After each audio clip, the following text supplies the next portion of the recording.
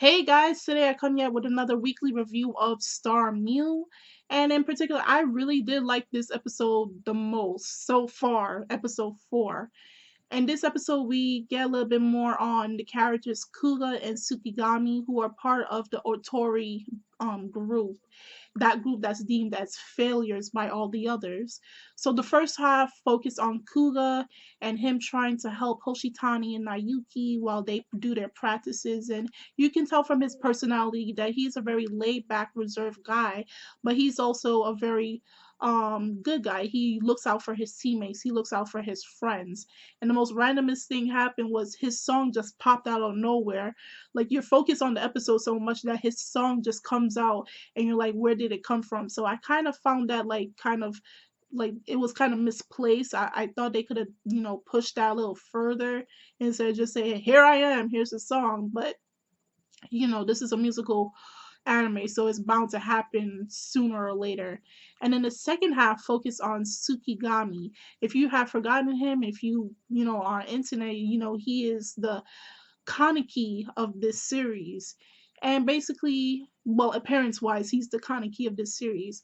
And if you cannot tell already, he has an older brother named Haruto, who is the number one in the musical industry as well as the number one actor. And you can tell there is a rivalry, a one sided brotherly rivalry between both of them. He always feels inferior to his older brother, and he feels like he always has to do his best. He has to work harder in order to reach where his brother at or to even surpass him. So whenever he hears people saying, you'll always be second place or you're nothing compared to your radio show, it irritates him and it makes him feel self-conscious of himself because he doesn't want to be compared to his older brother. Nobody wants to be compared to their older siblings or anyone at all. They want to be identified as themselves. So that's why every time you see him, he's always lashing out on Hoshitani because he thinks Hoshitani is just taking this whole thing and making it a whole or joking ordeal when he's not. He's a simple character, but he's taking this thing very seriously.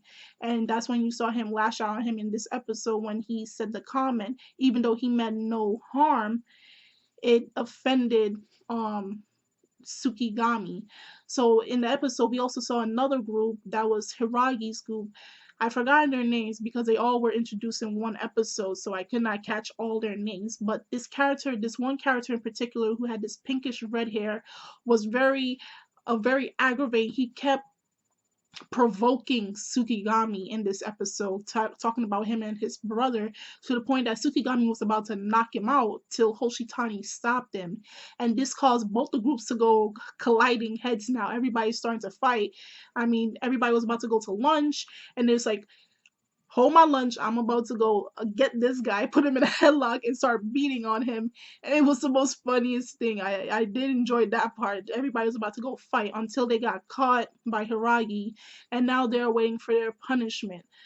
I don't know what their punishment is. Probably they won't be able to be in the next tournament or something like that. I'm thinking of something else, but yeah, that was basically the whole episode.